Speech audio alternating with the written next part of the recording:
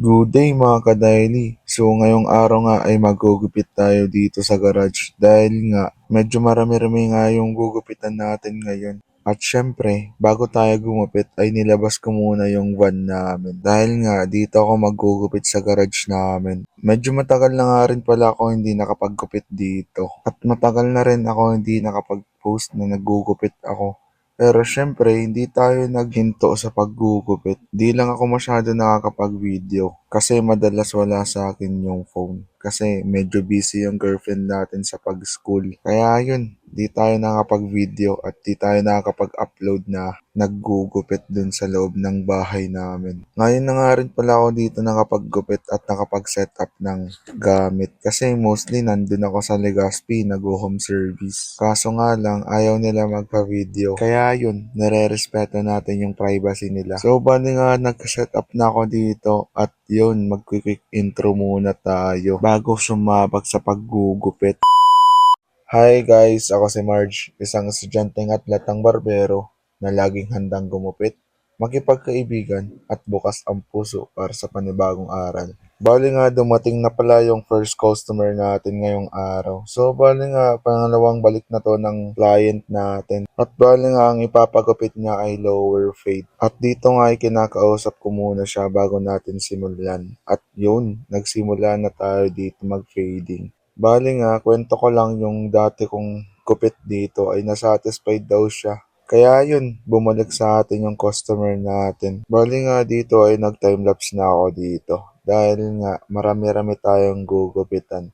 Kaya yun, yung kapatid niya na yung customer natin dito. Grabe yung transition, no? Hindi ko tuloy napakita yung gupit ko yung unang customer natin. So, bali nga madami na dito aantay na customer natin. Isa na dito yung tropa natin. Dahil nga raw, maiirikan daw siya kapag di daw siya nagpagupit. Kaya yun, tinangard ko na lang. Kasi una, nag-scissor cutting muna ako. Kaso nga, mahaba pa. Kaya yun, nag-10 guard na lang ako dito.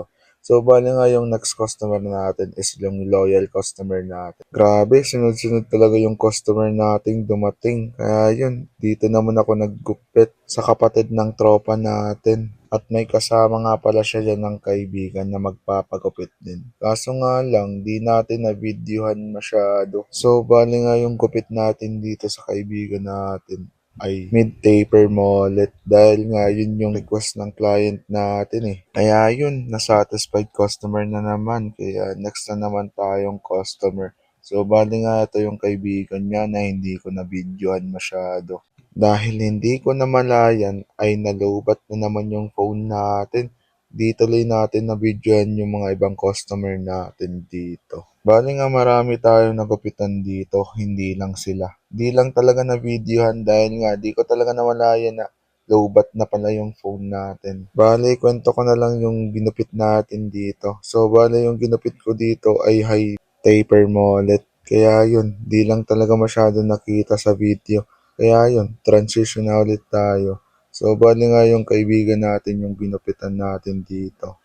Bali nga yung ginupit natin dito ay burst fade. Partida, naglalaro pa yan habang ginugupitan. At dito nga pala ay dumating na yung girlfriend natin ay magsisimba nga pala kami dyan dahil nga celebration natin to dahil meron tayo na-achieve sa buhay. Ang sarap sa pakiramdam kapag may na-achieve ka kasama si God. Kaya habang tumatagal ay lumalakas yung relasyon namin ng girlfriend ko. Dahil nga ang lakas ng paniniwala namin kay God. Kaya yun, madalas masyado tayong binibigyan ng blessing. Hindi man natin na-videohan lahat ng customer natin ay masyadong madami naman yung ginupitan natin. Kaya maraming salamat sa 16 heads na customer natin. Grabe si God magbigay ng biyaya. Basta malakas ka lang talaga kay God. Kaya parati tayo magdasal upang maging malakas yung connection natin kay God. Kaya yun, hanggang dito na nga lang muna.